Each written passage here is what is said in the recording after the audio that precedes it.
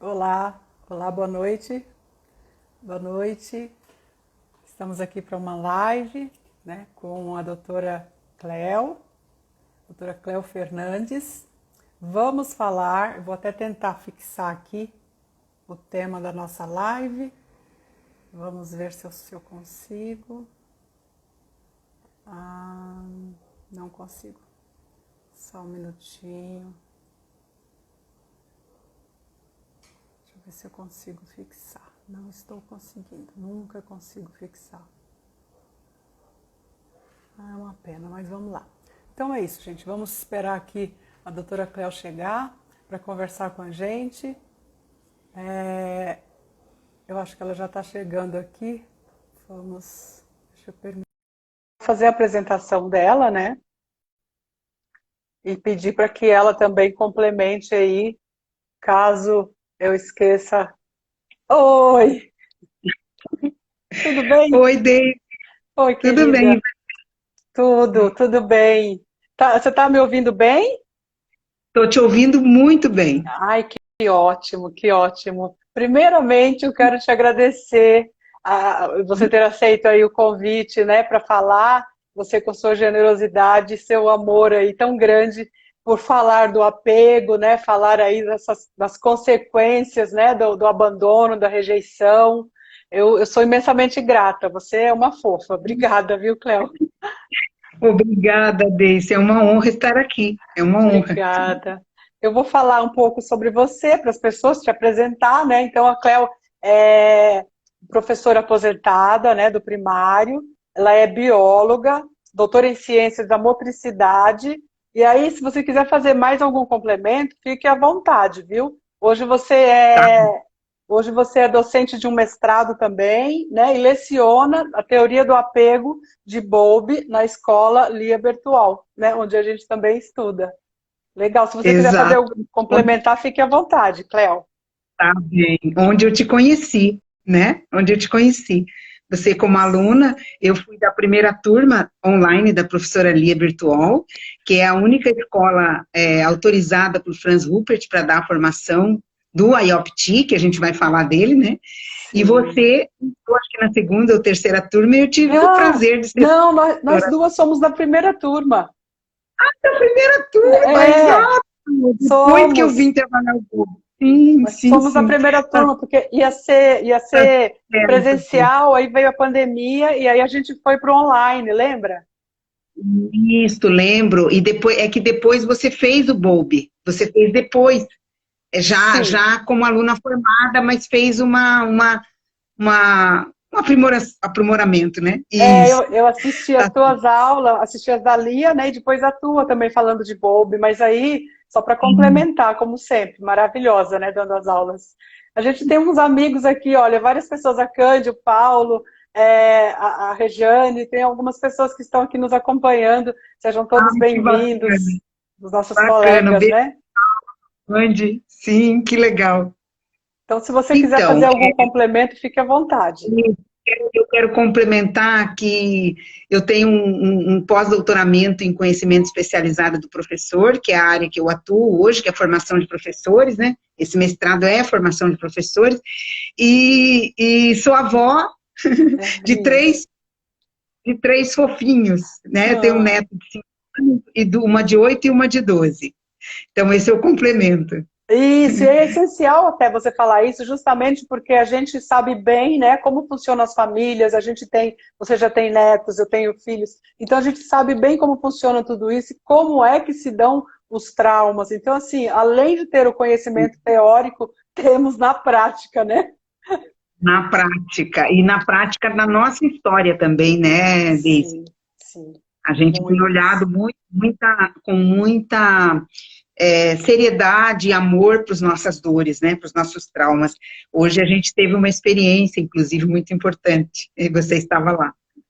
Sim, eu É, acho importante, Cléo, a gente falar para as pessoas verem que a gente cuida, né? A gente se cuida, a gente vai atrás, busca essa solução, né? Essa cura dos nossos traumas, para as pessoas perceberem que tem jeito, né? Elas não estão, né, desamparadas. A gente tem meios, né, de curar os nossos traumas. sim, E eu acho importante, viu, Deise, a gente deixar claro, no senso comum, entre leigos, é muito comum ouvir assim, mas você tem problema, você é consteladora. Ah, fulano de tal é psicólogo, mas ele, como é que ele tem problema? Gente, nós somos, antes de tudo, humanos, e o imprescindível para um terapeuta é buscar o autoconhecimento. Não tem outro caminho que não seja a busca da autocura, do auto-perdão, né? Quando eu falo auto, a gente busca em rede, a gente busca em grupo, mas é muito importante. Um terapeuta que não se olha, que não se cuida, né? A professora Lia sempre fala isso, é muito importante a gente ter olhado para os nossos traumas, para a gente poder ter empatia pelo trauma do outro. Sim. Senão a gente fica no ponto cego. O ponto cego é muito perigoso para terapeuta, porque ele vem com julgamento. Então, todos nós, eu acredito que um bom terapeuta é aquele que se olha pelo menos uma vez por mês. Ele faz terapia, ele se olha. O próprio professor Rupert, que é o professor da Lia, né? Eu conheço ele como terapeuta, mas ele é professor e supervisor da professora Lia. E ela diz que ele próprio faz a terapia uma vez por mês. Ele faz o IOPT, que a gente vai explicar aqui depois essa sigla, o que ela significa, né? Isso. Eu peço licença para você, para eu ler uma frase, inclusive, você citou essa frase, né, na sua última aula de apego, né? Então, essa frase é de Ivone Laborda, né? Ela diz assim, quanto pior tratamos uma criança, pior ela pensa que é. Ela não consegue deixar de amar seus pais, ela deixa de amar a si mesma, né? Então, eu acho importante falar dessa frase para Cleon começar a nos explicar justamente aí as consequências, né, do abandono, da rejeição, e aí eu deixo com você para você nos explicar. Ótimo. Ótimo. Essa frase é Ivone Laborda, salvo engano. Eu vou procurar aqui, que eu tenho ela aqui. Ivone Laborda. Essa Ivone Laborda, ela é uma pessoa que eu conheci buscando material sobre infância, e eu quero dizer para as pessoas que estão aqui ouvindo, né, que estão nos prestigiando, que há uma tendência hoje, inclusive uma aluna da última turma, que é fisioterapeuta, ela faz um estudo fora do Brasil, salvo engano, em Espanha, e ela disse, é uma tendência hoje da nossa sociedade olhar para a criança, e ela até falou, uma sociedade no futuro crianciocêntrica, ou seja, uma palavra que ainda não existe, mas para dizer a criança como centro dessa sociedade nova, essa sociedade que vai ser curada, porque o que a ciência hoje tem certeza? E aí eu já volto à frase. A ciência tem certeza hoje, eu assisti essa semana a estreia do grande vídeo documentário que está assim, em alta no mundo todo, que é o Wisdom of Trauma, ou a sabedoria do trauma, do Gabor Maté, que é um médico de Vancouver, um médico canadense, importantíssimo, trabalha há 30 anos com drogadição, com drogaditos, ex-drogaditos, cura de drogadição, cura de adicção, né, de vícios, e com terapia do trauma. Então, ele, justamente, nessa semana, ele falou isso, está tudo na infância. Hoje, a ciência de hoje, a ciência que estuda o trauma, tem certeza que tudo está na infância. E dentro desse vídeo documentário que lançou essa semana, eu anotei uma frase para falar aqui.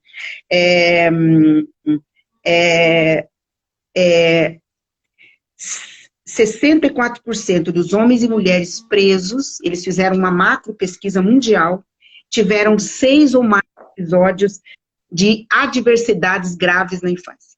Então, eles não têm dúvida hoje, né? E aí eu volto para a frase, eles não têm dúvida que a infância é um marco. Aí eu volto para a frase. O que é a frase da Ivone Laborda? A Ivone Laborda eu sugiro, recomendo para as pessoas que estão nos ouvindo, procurarem a Ivone. A Ivone fala muito sobre soluções para essa infância traumatizada. É muito interessante o trabalho dela, ela é uma espanhola. Então, o que essa frase diz para nós? Que a criança não tem estrutura psicológica, não tem uma psique madura, que vai amadurecer aos 21 anos, quando o nosso córtex pré-frontal fica pronto e acabado, mais ou menos de 21 a 25 anos, mais ou menos, são dados da neurociência hoje, são todos dados muito novos. Uhum. Então, até um tempo atrás, a gente achava, adolescente, a gente, vou usar uma expressão vulgar, pira o cabeção, né? O adolescente, o aborrecente. A gente reforçava essa coisa. Na verdade, o adolescente é uma vítima da sociedade, porque ele ainda não estava pronto, né? Ele vai estar pronto aos 21, 20 e poucos anos.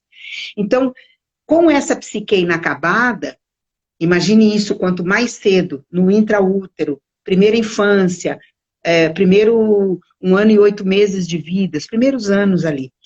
Essa criança não tem uma psique madura para dizer assim, meu pai e minha mãe estão doentes, meu pai e minha mãe são alcoolistas, meu pai e minha mãe são traumatizados. Não. O que ela diz? Eu sou má.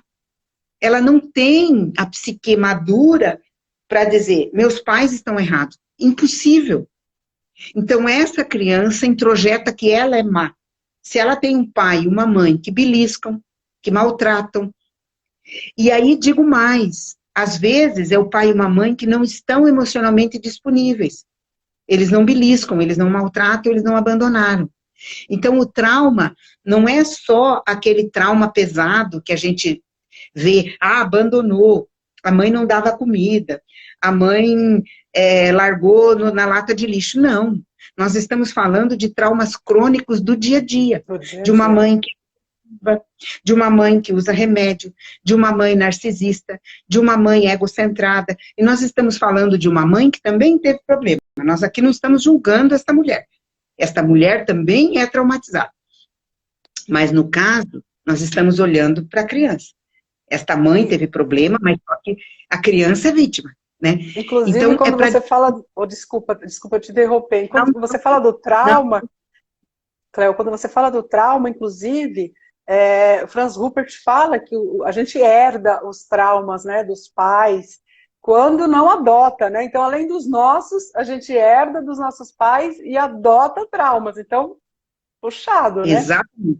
Exatamente. Isso que você fala é tão forte, eu recomendo, depois a Daisy pode colocar no final aqui, Wisdom of Trauma, esse vídeo documentário do Dr. Gabe sobre trauma, né?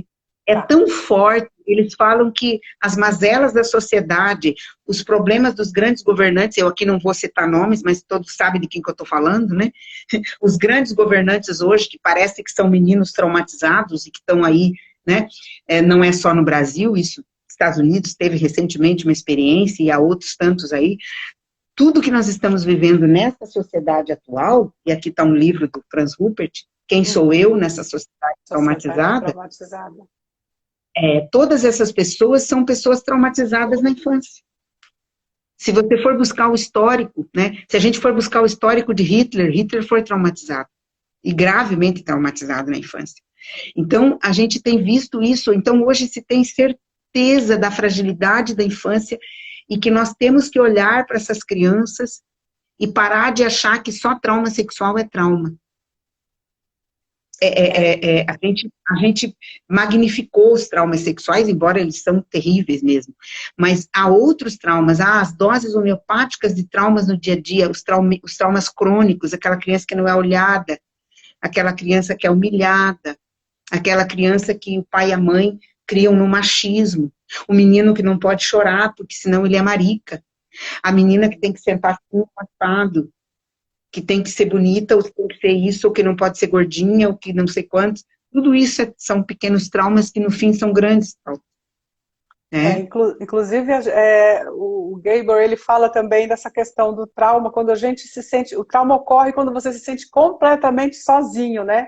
Então, quando você está passando por uma situação difícil, como você acabou de dizer, você é julgado, você é rotulado, então você está sozinho, completamente só. E a criança, como você falou, não tem ainda uma formação, né? E aí tudo aquilo cola e fica ali, batendo, né? Perfeito. Eu vou só terminar de responder a tua última, daí vou falar disso que eu acho fundamental, definir trauma aqui. Acho muito importante. Então, você falava do transgeracional. Então, só para concluir, nós além de termos a nossa história de infância, né, há estudos muito fortes, muito importantes hoje sobre herança epigenética, eles comprovam bioquimicamente como a gente traz essa memória ancestral, né? E além de tudo, então, filhos de ratos de laboratório, filhos de mães negligentes, não lambedoras, eles vão ser negligentes e não lambedores, porque eles também experimentam isso, e eles marcam no seu desenvolvimento cerebral. É um determinado lugar no hipocampo, que está associado à memória e à amígdala, do ladinho as emoções, que vai trazer esta marca, como se fosse um carimbo. Eu trago esse comportamento, eu trago e reafirmo esse comportamento no dia a dia. Então, ratinhos que foram submetidos a um estresse com eletrochoque associado ao cheiro de uma flor, trazem maior neurônios olfativos para aquela flor. Isso é herdado. Ele herda dos pais, sem ter vivido a experiência do eletrochoque. Então, isso é muito forte. Se a gente pensar no Brasil, que vem de uma herança de escravização, de mulheres subjugadas, que apanhavam, que eram violadas, e etc, etc, etc, que eu não vou falar disso agora, a gente já sabe. Então, isso é o transgeracional, né? E também o transgeracional para o Franz Ruppert é aquela mãe que é traumatizada e que, por ser traumatizada, repete. Ela também não tem olhar amoroso para o seu filho, ela repete. A gente sabe de histórias, assistindo esse filme do Gabor e lendo Franz, de pessoas que apanhavam duramente e que depois batem no seu filho mesmo sem querer. Na hora do pico de raiva, ele bate no seu filho e depois ele fica mortalmente ferido, mas ele bate. Então, é um ciclo de violência que se repete pelo transgeracional, né? Agora vou falar você falou do trauma do sozinho, né? Justamente é uma frase do Gabor: as crianças se traumatizam porque ficam sozinhas com suas feridas. É uma frase do filme dele. Então, o Franz também diz isso de outra forma, com o mesmo sentido. O que seria o trauma? A definição de trauma, eu vou usar aqui a definição do Christian Flesch, da biodecodagem, que é similar a outras definições, de todos que trabalham com traumas. O trauma é um instante congelado no tempo, onde eu vivi algo inesperado. Se eu chegar agora para uma pessoa que está aqui do meu lado e digo assim, tua casa pegou fogo, congela. Se a pessoa viveu isso solitariamente, é outro requisito para ser trauma. Porque ela vai ter 24 horas, segundo a biodecodagem, para isso se instalar na psique. Tem 24 horas dentro do ciclo circadiano, que a gente já vai falar o que é isso. Uhum. Ela tem 24 horas para calcificar isso na psique, porque se ela, nesse inteirinho, conversar com alguém e descarregar, tiver uma catarse, chorar, espernear, ela não vai traumatizar. A criança, por isso os traumas de infância são tão pesados, porque a criança não tem essa maturidade para descarregar, para conversar com amigos, olha, meu pai me bateu, meu pai estava errado. Ela não tem condições. Então, o trauma é algo inesperado, vivido solitariamente e trágico. Tem que ser trágico para o sujeito. Ah, mas o trágico é um abuso. Não. O trágico é algo que eu não dou conta. Vou dar um exemplo. Tem um rapaz, falou com uma amiga minha, que o trauma dele, ele era um rapaz bem-sucedido, com uma relação relativamente interessante com a mãe, com o pai, não tinha grandes problemas, só que ele viu o bonequinho dele, aqueles bonequinhos que as crianças têm, que tem nome, tipo amigo imaginário, tem um nome para isso, eu esqueci. O bonequinho de pelúcia dele era um bichinho qualquer. O irmão, ele tinha 1 ano e tal, o irmãozinho pegou o boneco num ataque de raiva e jogou no fogo. Tava lá fazendo coisa, uma arte, pegou com raiva o boneco, ele viu o boneco queimar. E aí teve que engolir, porque menino não chora por causa de boneco. Ele engoliu. Esse rapaz estava fixado nesse momento. Foi lindo o trabalho dele. Paralisado. Então, é trágico para você, pode não ser trágico para o outro, é inesperado e vivido solitariamente. Esses são os 3 componentes do trauma, a grosso modo, né? Não sei se você queria falar algo sobre isso ou... Então, eu queria ver com você muito excelente a tua explicação, fantástica, muita coisa, dá para a gente falar assim muito, porque o conteúdo é maravilhoso, né? O conhecimento humano, e você tem muito conhecimento, né, Cléo? Então a gente fica fascinado, quer ficar ouvindo aí um tempão. Então, eu queria que, assim, para as pessoas que estão nos assistindo, se você poderia nos dizer assim, o que acontece com a pessoa na vida adulta, né? Quando ela passa por toda essa situação de rejeição, de abandono, né? Mesmo você tendo dito aí que para você às vezes é algo grave, mas para outra pessoa não. Mas se a pessoa passou por isso tudo, como é esse adulto, né? Ele é um adulto inseguro, ansioso, né? Como é ele e como é os relacionamentos, como ele se relaciona, né? Perfeito, Deise. Então, a gente vai voltar um pouquinho para a teoria do apego. A teoria do apego foi a base do trabalho desenvolvido por Franz Rupert, que hoje nós não chamamos mais de constelação, chamamos de encontro consigo mesmo. Depois a gente pode, no final, bater um papo sobre isso, sobre esses nomes. Chama terapia e teoria do psicotrauma orientado para a identidade. E ele usa a base John Bowlby. John Bowlby foi um psicólogo inglês, médico, psiquiatra, psicólogo, que desenvolveu essa teoria. O que ele percebeu trabalhando com crianças do pós-guerra, que eram órfãos? Ele percebeu que o apego é um instinto primário. Hoje com esse filme aí do Gabor e tudo que eu tenho lido sobre trauma com outros autores, hoje isso é ponto comum, é ponto pacífico, de que as crianças têm necessidade de apego e não é só alimento e cuidado. A nossa sociedade ainda acha que um bebê precisa ser alimentado e cuidado, e limpo. Uhum. Limpo, isso não. Existe a necessidade de apegar. Isso é um instinto primário, necessário.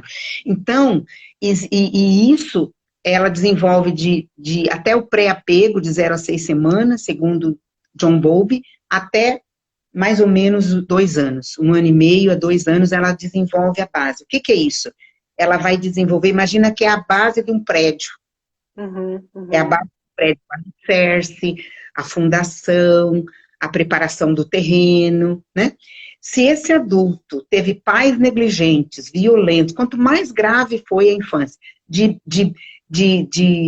nível básico, de um nível leve de desatenção dos pais, ou de pais gravemente traumatizados, que não vão conseguir dar uma base de apego boa, né? Ele vai oscilar aí de um apego mais ou menos até 0 apego.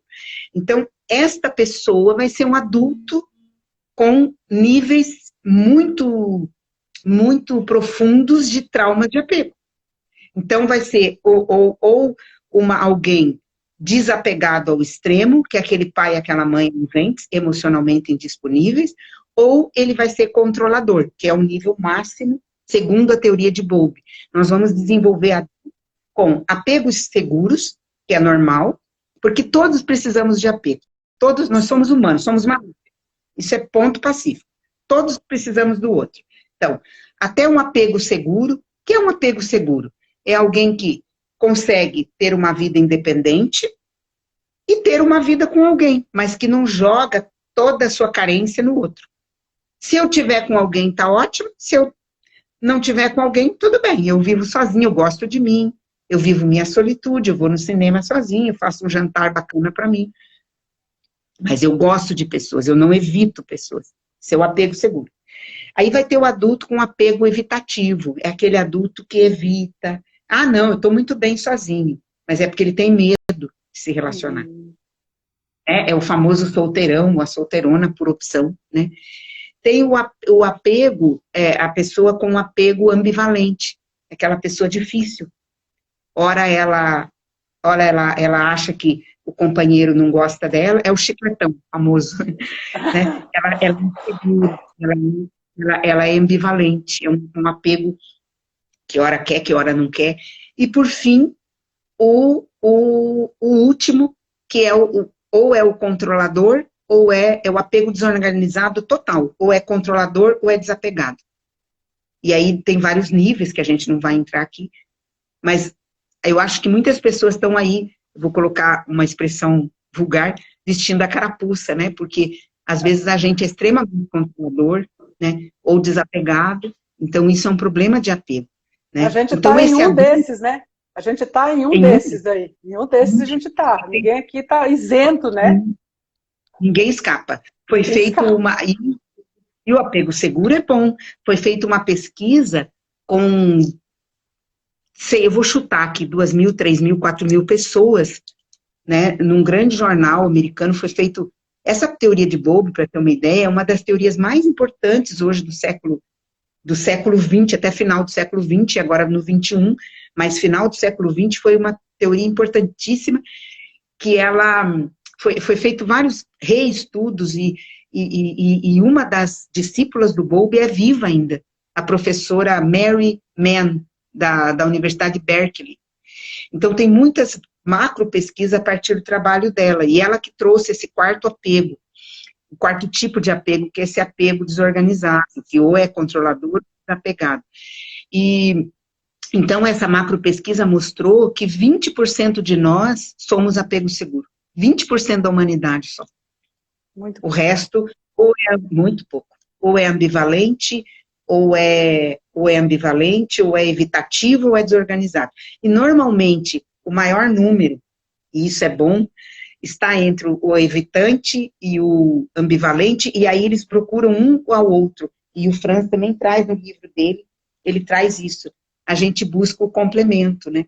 Então, normalmente, o evitante busca o ambivalente e vice-versa. Então, eu te completo, você me completa. E aí, quem não busca terapia, ajuda, é muito difícil, né? Porque a gente joga para o outro, né? A outro que é culpado. Vai viver em relacionamentos, vamos dizer, tóxicos, abusivos, né? Na verdade, os dois estão ali se buscando, se complementando, né? Mas a pessoa não se trata, Exato, porque se ela se tratar, ela vai sair dessa sintonia, né? Ela vai com buscar certeza. um relacionamento saudável. Porque Com tem, certeza. tem gente, é justamente um desses tipos de apego que você está falando, não consegue ficar sozinho, né?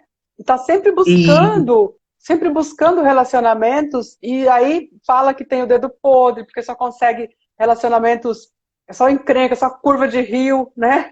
Mas na e, verdade está em um desses tipos, né, que você está citando aí. Sim, com certeza. Então, é um alerta para quem está nos ouvindo. Quando você diz eu tenho o dedo podre, justamente o dedo é teu. O dedo é teu, você que está apontando. Porque há algo em você que busca aquilo.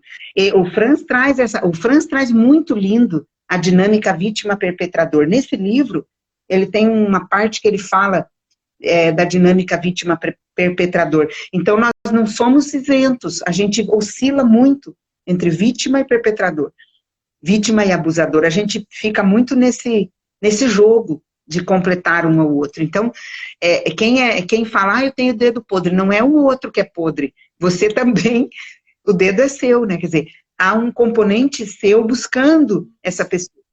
Muitas vezes a gente busca alguém para a gente ficar bonzinho, e nós mulheres temos muito esse jogo. A gente busca alguém, eu sou a vítima, oh céus, o outro que é ruim. Eu busco alguém com tanto trauma que é para eu ficar boazinha. Isso acontece muito na violência doméstica, né, Cleo? Tem muita, Muito. muito, muita. Direto, né? A gente vê isso. A pessoa sai de um relacionamento abusivo, ela vai buscar outro, né? E assim vai. É Enquanto eterno. ela não se olhar, ela fica nessa dinâmica, né? E é muito interessante, é a primeira vez que o Sami, eu gosto de contar essa história, Dr. Sami Stork, que foi o que levou as constelações para o direito, né? Hoje alguém muito respeitado, é da equipe do Bert Hellinger, da Sophie Hellinger, né, na Alemanha, Sim. e dá palestras, né, em vários lugares do mundo, como constelador sistêmico na área do direito. Ele chegou na Bahia, ainda jovem, constelador, e eu estou falando isso porque eu fiz um curso com ele, e ele contou isso. Aí ele separou uma centena de casos de violência doméstica e chamou aquelas mulheres para uma palestra. Ele disse que 99% eram filhas de pais ausentes.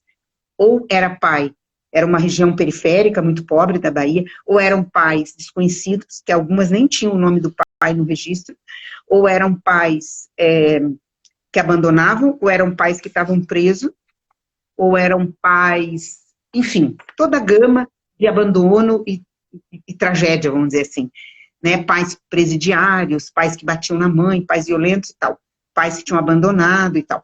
E aí elas buscavam nesse marido o pai perpetrador.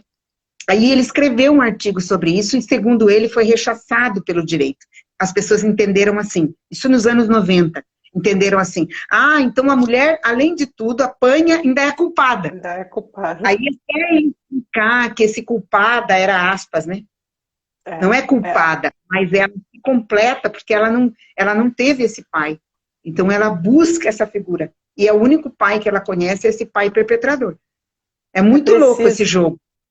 Mas é preciso um estudo, porque assim, a gente aqui não tem ainda esse conhecimento, a gente está bem atrasado, e você está falando, né, do Samistosh. A gente aplica aqui, né, eu como advogada também, a gente faz as constelações no judiciário, né, justamente para perceber o que está por trás do processo, né, e o que é visto normalmente, Cleo, é justamente o que você está dizendo.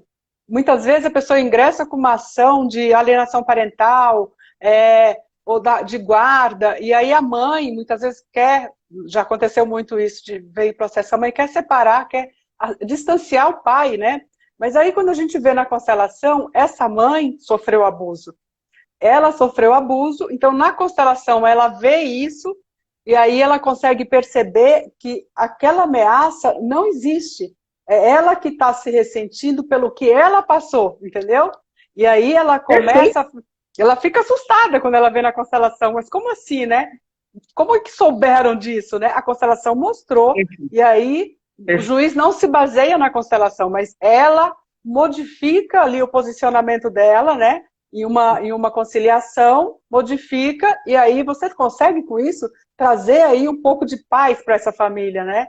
Então é muito importante o que você está falando aqui. A gente tem uma pergunta aqui, Cleuzinha. Ó, isso. O adulto consegue perceber o trauma e identificar a sua origem na infância? Qual o papel da constelação nesse aspecto? Certo, muito boa.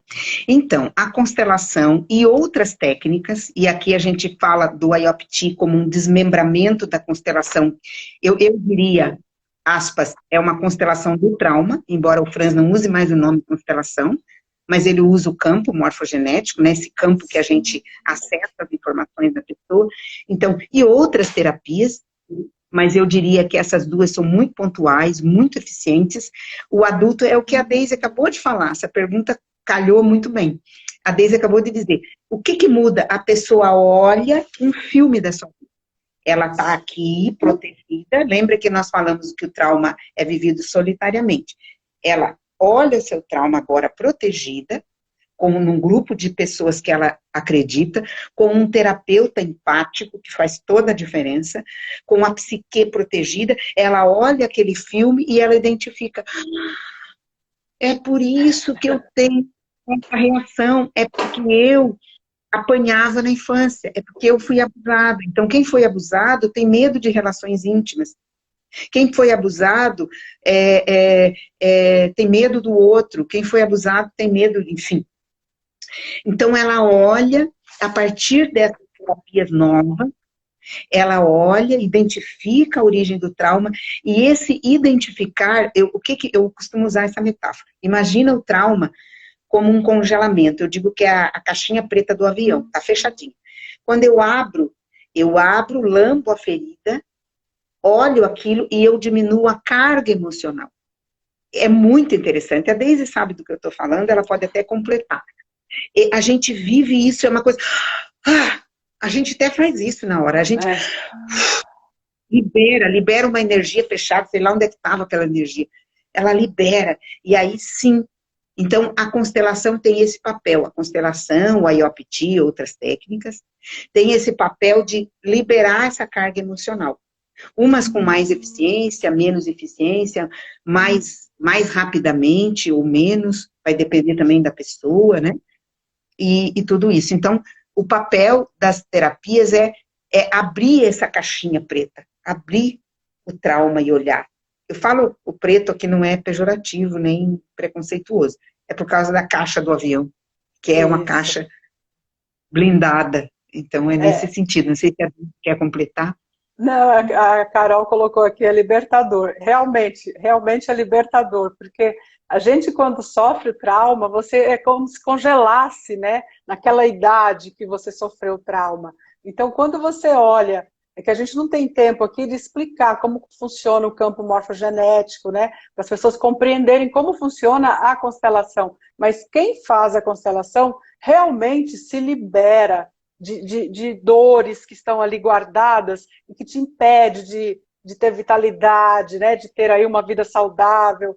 E muita coisa está aprisionado ali e a gente, às vezes, por estratégia de sobrevivência, a gente vai deixando aquilo escondidinho, né, 7 chaves ali. Nem a gente sabe que ali tem tanta dor. E Não sabe.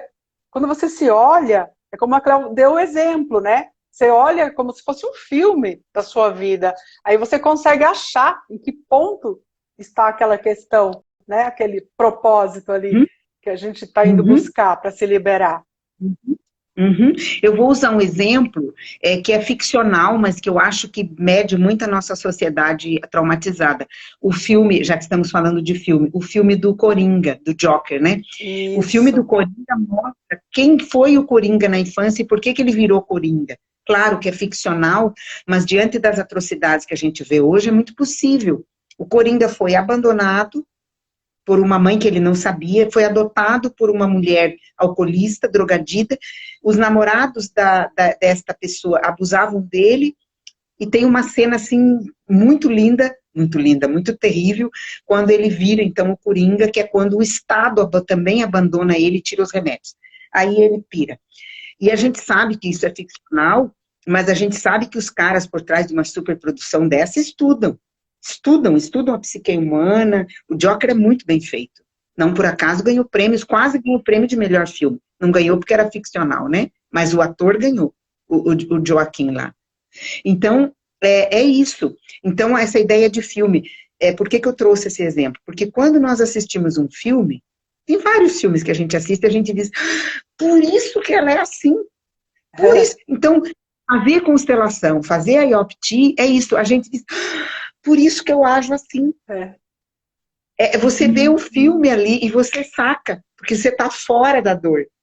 Você consegue, fora da dor, entre aspas, mas você está ali cuidado, né? Cuidado, com todo um carinho ali do terapeuta, o acompanhado. Isso é bem legal. Realmente a constelação ela é libertadora mesmo. Só a gente que está e faz, e estuda, consegue compreender. E quem realmente já fez, né, consegue perceber. E aí, Cleuzinha, eu gostaria também de falar, a gente está falando de abandono, de rejeição, né? Então, assim, o que a gente vê muito, né, muito no direito, ali na questão da alienação parental, são os pais. Eu gosto de falar porque as pessoas estão nos assistindo e isso é um alerta, né?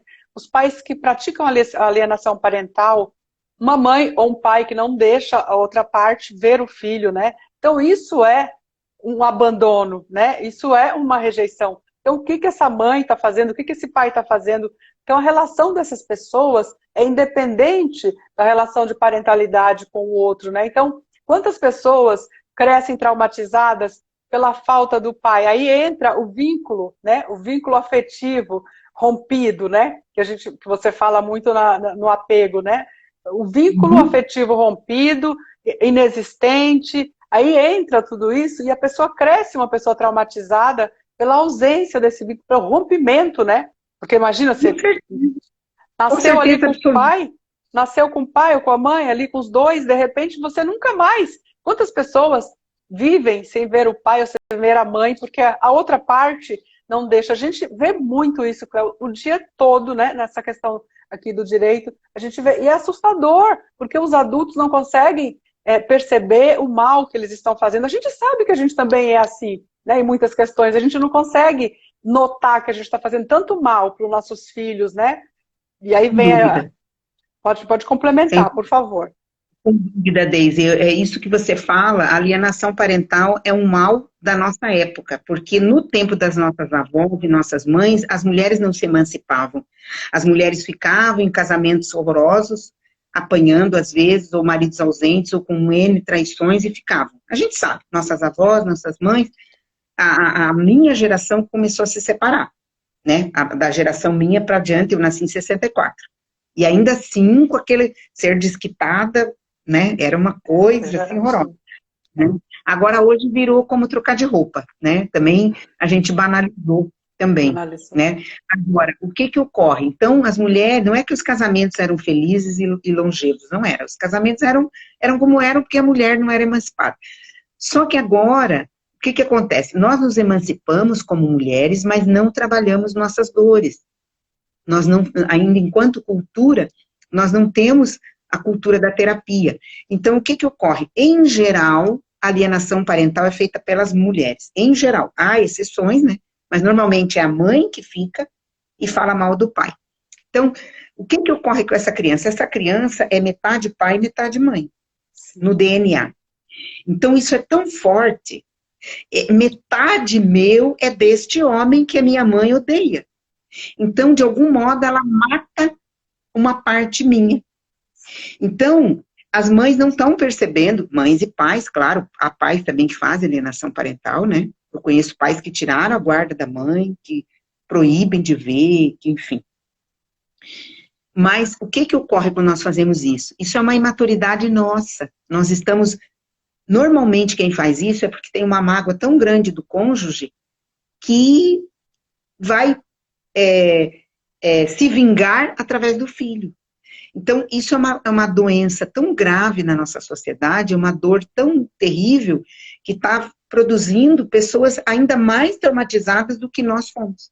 Imagina essa criança que não pode amar seu pai. Isso é terrível, nós não estamos percebendo o quão mal está fazendo para os jovens. Olha, Cleusinha, né? tem uma pergunta aqui, justamente ela está perguntando assim, ó, se possível explicar sobre quando o pai não faz questão de ver o filho, né? Certo.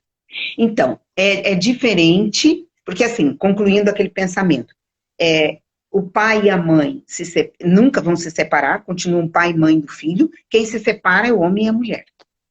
O que significa o pai e mãe não se separarem? Que eles vão discutir juntos a vida do filho. Isso que é guarda compartilhada. Guarda compartilhada não é ter duas casas, ter duas camas, dois travesseiros, não. Guarda compartilhada vamos mudar de escola? Vamos. As grandes decisões do filho são tomadas junto.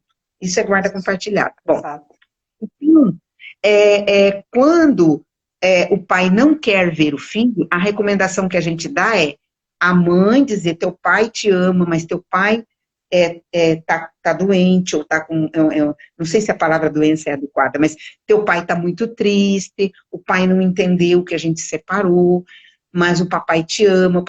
A mãe sempre trazer essa fala amorosa, e pedir para esse marido, esse pai, se ela ter contato, para ele buscar terapia, buscar ajuda, né? E ela também buscar ajuda terapêutica para esse filho.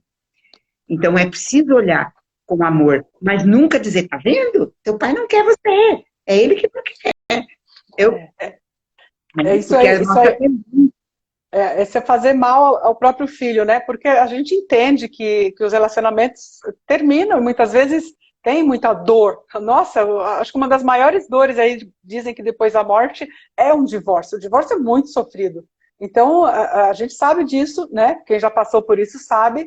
E é importante que a gente consiga separar essa questão do filho, né, dos filhos dentro do relacionamento, né, da parentalidade, porque muitas vezes a gente está muito ferido, sabe? Isso já aconteceu, muita gente que está aqui assistindo e com a gente às vezes, a gente está tão ferido que a gente não consegue se notar, a gente não consegue perceber os sentimentos da gente, né? E ali naquele meio todo, de repente a gente sem perceber, sem querer, acaba, de algum modo, afastando mesmo o filho do pai, né? Porque você tem ali uma raiva, tem ali um rancor, ninguém sabe o que aconteceu, um ressentimento, né? E aí, sem perceber, a gente, de algum modo, deixa isso acontecer, né? Essa separação. É importante o que ela está falando, de conversar com a pessoa e até explicar, olha, a gente se separou, né? Mas o filho é para sempre, né? O filho é para sempre. É nosso, é metade do DNA teu, metade meu. A gente que tem que cuidar, né? A gente que tem que dar conta disso, né? Exatamente, não é fácil, mas por que que a gente faz essa bagunça toda? Porque a gente é também emocionalmente traumatizado. Nós Isso. somos esses adultos. Lembra que só 20% de nós temos apego seguro. O resto é tudo doente, mais ou menos. Então, é esse doente vivendo com separação e faz do jeito que consegue, né? Você Então, fala não do é 20, você fala dos 20% do apego seguro. Ai, que inveja, eu queria estar neles, Cléo. eu também. Eu tô tão Infelizmente, eu longe. não estou também, mas estou correndo atrás do prejuízo. Você hoje participou do trabalho que eu fiz e a gente está indo, Parabéns. a gente está corajosamente seguindo, né? É, Maravilhoso. E eu vou contar aqui para as pessoas que estão nos assistindo, estava assistindo o vídeo que a Cléo me encaminhou, né, das crianças, né, quando a criança tem ali o interesse pelo brinquedo, né, então quando a criança tem uma família, tem um apego seguro, né, ela se interessa pelo brinquedo, né, Cléo, e quando ela não isso. tem, ai que dó que dá, não é de ver, é Você tão viu? triste o olhar daquelas crianças, não é? Fale um pouco para as pessoas sobre aquele vídeo, Cléozinha. Certo, vou falar. Então, aquele vídeo é uma pesquisa pós-Bowlby. Tem muitas pesquisas no YouTube, depois a gente pode sugerir, Daisy, se você pode pôr os links aqui, não sei como é que Coloco. funciona, como analfabeta de Não, eu Instagram. coloco, pode ficar tranquila. É. Então,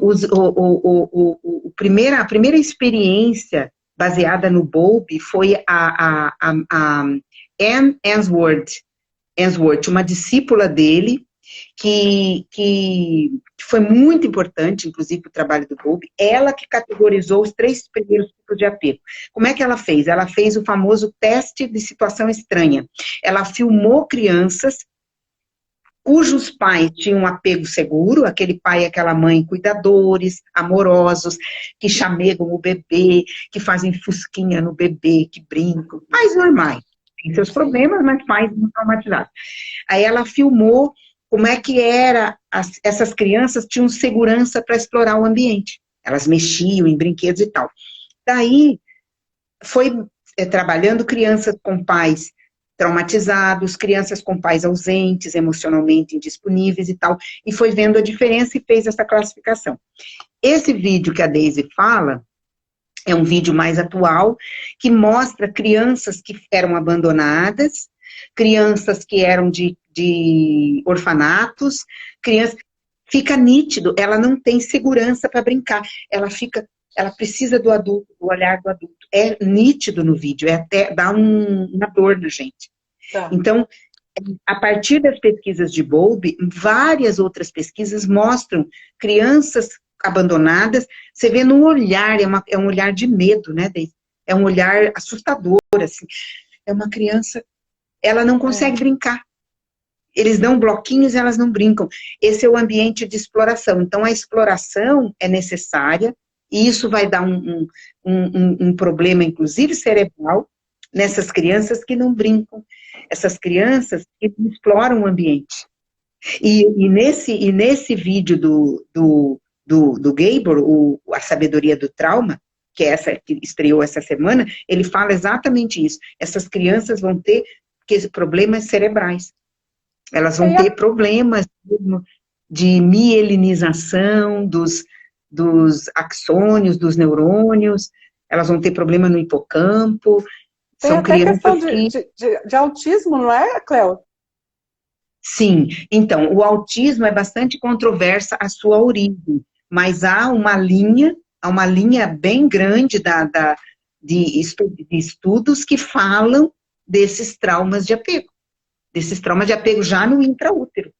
Inclusive o próprio o Franz Ruppert diz, fala que todos esses problemas que a gente fala, TDAH, ansiedade, até bipolaridade, até mais graves como borderline, para ele não há um lugar no cérebro, não há um lugar, tipo, essa pessoa tem TDAH, ela veio já de fábrica, com esses circuitos aí desencapados, enfim, estou falando aqui grosseiramente, né? Uhum. Para ele, tudo é oriundo de trauma. Todos esses comportamentos são oriundos de traumas na primeira infância até intraútero, que são os traumas mais graves, né? Os traumas de bebês não desejados, traumas de violência, né? Há uma tendência a achar que o autismo pode ser trauma de violência sexual, até transgeracional. Então, ainda não há uma certeza, né? O autismo é muito, falam em genética, falam em, enfim, não se tem muita Certeza certeza, ainda. mas Tem uma pergunta aqui, né? O trauma pode ser curado pela constelação? então, a gente não usa a palavra cura, né? Mas eu sou um exemplo. Eu sou um exemplo. Uhum. O trauma, ele é amenizado. O trauma, ele perde aquela carga emocional, aquela dor. Ele é a caixa que a gente abriu e lambeu a ferida, né? Ele vai continuar na tua história, mas ele perde aquela potência à medida que você toma consciência dele. Ele para de minar, né? Vamos imaginar, eu gosto dessa metáfora, como o iceberg. Uhum. A ponta do iceberg é o teu comportamento. Ah, a Cleo é distraída, é hiperativa, é não sei o que lá, é tarará, tarará. É o comportamento externo que eu mostro. Embaixo tem o iceberg todinho. Inclusive racismo institucional cria traumas, né? Racismo, etc, etc. Tudo aqui no fundo do iceberg. Então, olhar para o trauma é emergir um pouquinho do iceberg, é conhecer um pouco essa história.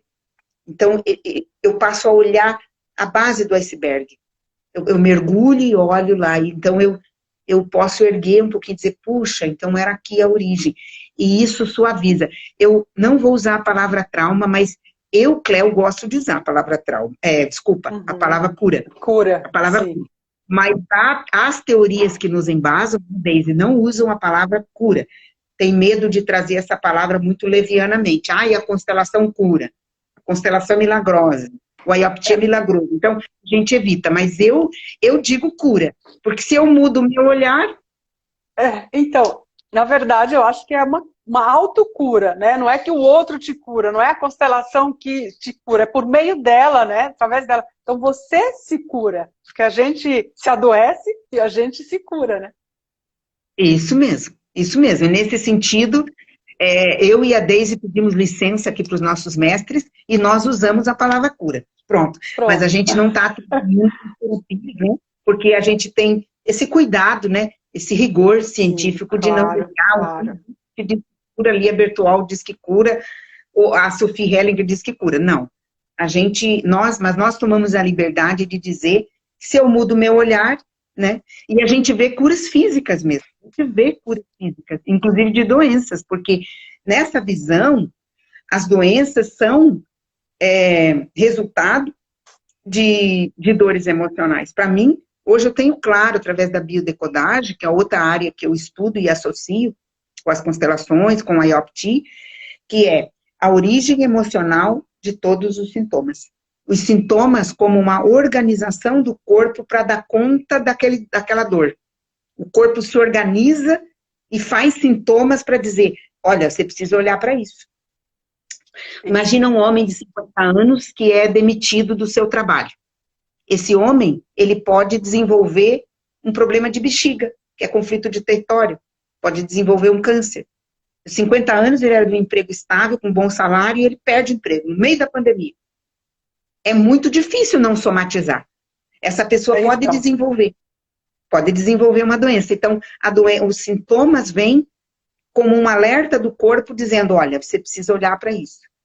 E fazer terapia é olhar para essa origem. Puxa, realmente eu adoeci quando aconteceu isso, ou um ano e meio antes disso, aconteceu tal coisa, ou, enfim. é tão tanto Mas que a Cléo está falando, eu vou dar até um exemplo aqui que me veio.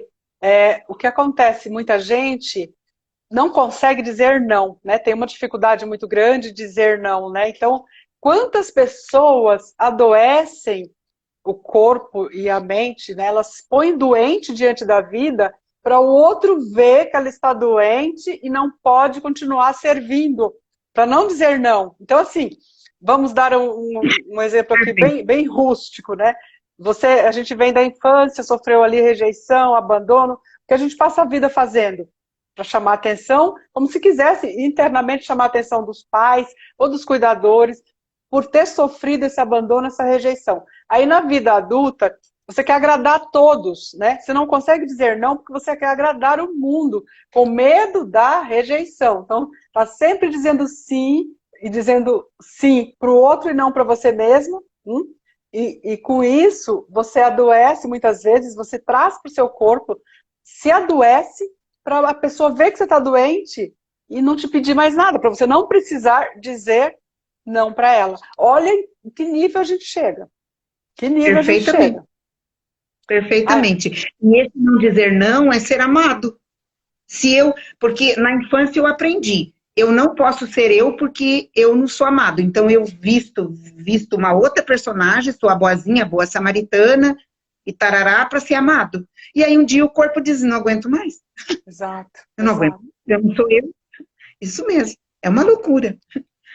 Tem uma pergunta aqui, Cleuzinha, eu tô te chamando de Cleuzinha porque tem uma outra amiga minha que se chama Cleo e eu chamo ela de Cleuzinha e também tenho carinho demais por você, né? Eu fico feliz, tem muita amiga que me chama de Cleuzinha. Ai, que linda! Que bom que você gostou. Então, aqui a pessoa pergunta, né? O trauma pode ser curado? Não, esse aqui é o anterior. Os pais podem amenizar os traumas nos filhos diariamente? Se eles podem amenizar o trauma então, dos os filhos. pais, teoricamente, foi boa essa pergunta, porque a criança por si só, a gente nasce, nós mamíferos, nascemos incompletos, vamos nos completar aos 21 anos, nascemos teoricamente puros, né? A gente nasce com 86 bilhões de neurônios, os mesmos neurônios dos adultos. Nascemos prontos, mas prontos não. Nascemos com um grande potencial, mas inacabados na psique. Então, teoricamente, concretamente, são os pais que nos traumatizam. Ou no intraútero, essa criança não foi desejada, a mãe teve uma queda, a mãe teve uma perda, a mãe alguém teve um óbito, seu pai morreu, sua mãe morreu, ela traumatizou, enfim, passou para o bebê. Ou a mãe já era traumatizada, não conversava com o bebê, o pai era violento, ou o pai tinha outra pessoa, o pai não vinha para cá, enfim. Então, esse trauma não é do bebê, esse trauma é da família, mesmo que seja transgeracional, é familiar. Então, os pais amenizam à medida que fazem terapia. Os pais amenizam. Eu fui me tornando, faço terapia há 30 anos e constelação desde 12 anos atrás, 2012, desculpa. 2012, anos, 9 anos, né? De constelação e a IOPT há 2 anos. Então, eu venho me transformando numa pessoa melhor, numa mãe melhor, numa avó melhor. Então, isso vai, claro que minhas filhas já são adultas, claro que atua muito menos nelas do que atuaria como se elas fossem crianças. Então, mas esses pais que vão tomando consciência, eles vão ajudando os seus filhos e vão traumatizando menos. Porque à medida que eu me autoconheço, eu vou sendo menos duro. Por exemplo, um exemplo aqui, pais que são dominados pela raiva e que apanharam muito. Na hora que o filho faz uma danesa, ele é tomado por aquela personagem e ele pode bater muito. Então, se ele deixa de bater, ele vai devagarinho curando o filho. Né? Eu acredito muito nisso, nessa cura por cadeia, que a constelação fala da pedra no lado. Né? Então, o efeito dominó. Se o pai e a mãe estiverem num trabalho de terapia, de autoconhecimento, eles vão traumatizar menos seus filhos. Né? Nesse sentido, sim. Nesse sentido, inclusive, totalmente aqui na tua frente está um exemplo, né?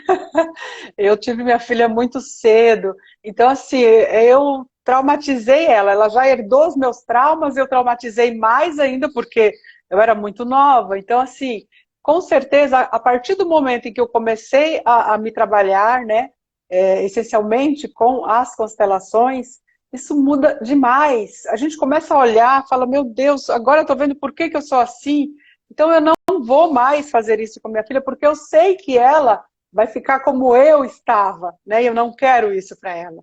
Então, essa a essência, né, desse autocuidado, desse autoamor, de você ir buscar, né, por exemplo, uma terapia para se cuidar, né, não precisa necessariamente ser a constelação, né, a constelação é diferente porque ela é é uma terapia breve, né? Então, assim, às vezes, ao invés da gente ficar aí anos fazendo um acompanhamento terapêutico, né? A gente, por meio da constelação, em uma única sessão, você consegue olhar para um trauma, né? Para algo antigo, né? Que você nem sabia que tinha ali, mas que você percebe, se nota dentro disso, dentro dessa terapia breve, por conta do campo morfogenético, de toda essa gama de importância que tem a constelação, que a gente não consegue explicar aqui para as pessoas o que é, né, de uma forma breve, não dá para explicar, mas fazendo, a pessoa vai se perceber, ela vai ver coisas como a Cléo falou, é como se tivesse um filme, né, acontecendo ali, e você consegue se voltar para você e refazer, se reposicionar, né, diante da sua vida, e ali, com o teu reposicionamento, você vai com certeza trazer aí uma saúde para o seu filho, né? Para os seus filhos, para os seus familiares, para quem você está ali ao seu redor, para você essencialmente, né? Exato, muito legal, isso mesmo.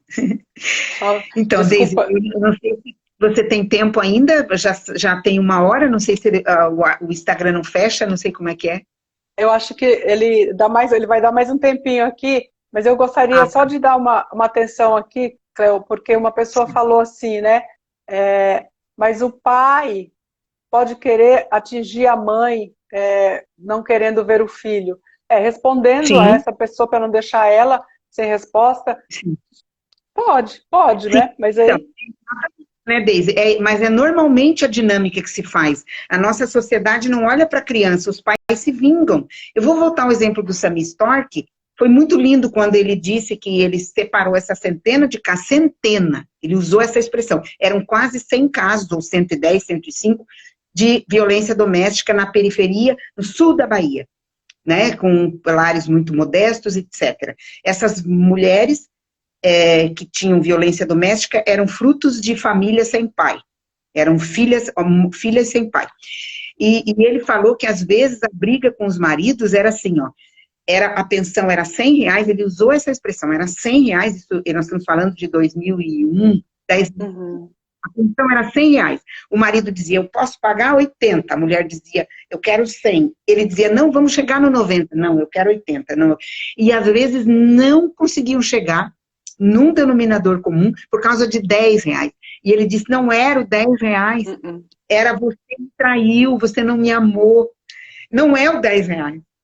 Não é. Então, é o ressentimento. Esse pai... Exato, e eu quero que a Deise termine dizendo, vou passar para ela, que é advogada, trabalha com isso. Muitas ações são isso, né? O pai quer se vingar da mãe, mas nós temos que amadurecer e olhar para a criança é a vítima. E nós ficamos lá brigando por ego, claro, somos traumatizados. Vamos pensar o seguinte, se nós tivermos 2 adultos saudáveis, eles vão brigar por causa de R$10? Eles vão brigar e pôr o filho no meio? 2 adultos saudáveis? Não. Jamais. Jamais. Não. Então eu vou passar para a Deise, não sei se ela quer completar isso. Não, você falou tudo, é justamente isso mesmo. Nós como adultos, assim, enquanto você não sabe das coisas, é uma situação. Então eu não sei, tudo bem, você continua ali fazendo do mesmo jeito, mas agora você já sabe. Né? Por exemplo, quem está nos ouvindo aqui, escutou a explicação da Cleo, né, percebeu que nós como adultos podemos sim fazer coisas diferentes, a gente pode modificar. Então, escutou todo o mal que a gente causa para os filhos, vamos modificar isso, né? Vamos deixar isso para lá, porque de qualquer forma, às vezes o relacionamento não volta mais, mas aquele filho vai crescer, vai ser um adulto, ele precisa ser saudável, alguém precisa ajudá-lo. A gente faz a nossa parte. Ainda, Cleo, fazendo a nossa parte de pais, ainda assim, como diz minha filha, vai dar errado, a gente cresce cheio de traumas. Ela fala isso pra mim, mas por mais que os pais façam, vai dar errado. E vamos lembrar uma coisa, nós temos os traumas escolares. Eu trabalho com um grupo de jovens negros fazendo IOP, tem tanto trauma de escola que a gente... É um absurdo. Então, não é só... Né? Uma criança exposta, às vezes, sem os pais quererem, exposta à pornografia muito cedo. Ó, atenção, hein? Atenção. O trauma de exposição à pornografia, vocês terem uma ideia, eu vi recentemente um artigo alemão traduzido, claro, eu não leio alemão, traduzido para o inglês. Existe comprovadamente trauma, como se fosse abuso. A criança até 20 anos não podia ter acesso à pornografia. É muito grave. E nós hoje vemos pornografia assim, ó. Então é um outro trauma para colaborar com a tua filha aí, mesmo pai saudável, o filho está na creche, o filho tem acesso à internet lixo, porque tem uma internet lixo aí que vamos combinar, né? Então é isso, quer dizer, a gente está nessa sociedade doente. Pois bem, minha querida, eu quero te agradecer imensamente aí tuas explicações. Aí na próxima a gente vai falar também, porque eu quero fazer outra, porque você tem muito conteúdo, muita coisa para a gente aprender. Quero falar da questão das crianças que vão cedo para as creches, que vão cedo demais para as escolinhas. Aí a gente fala na próxima, né? Para as pessoas saberem as consequências disso, que são terríveis, né? Então, agradeço imensamente você, muito esclarecedor tudo que você falou, contribuiu demais, né, para mim e para as pessoas que estão nos assistindo imensamente. Muito obrigada, viu, querida? Muito obrigada, a gente vai marcar uma próxima, viu? Agradeço demais a sua generosidade de ter aceito aqui. E agradeço as pessoas que estiveram com a gente, né? Quem esteve e quem vai assistir essa live depois. A gente quer agradecer a presença de todos e grande beijo a todo mundo. Boa noite para você, viu, querida? Bom descanso, viu, Cleuzinha? Obrigada. Boa noite, querida. Beijo, até a próxima. Até a próxima. Tchau, querida. Tchau.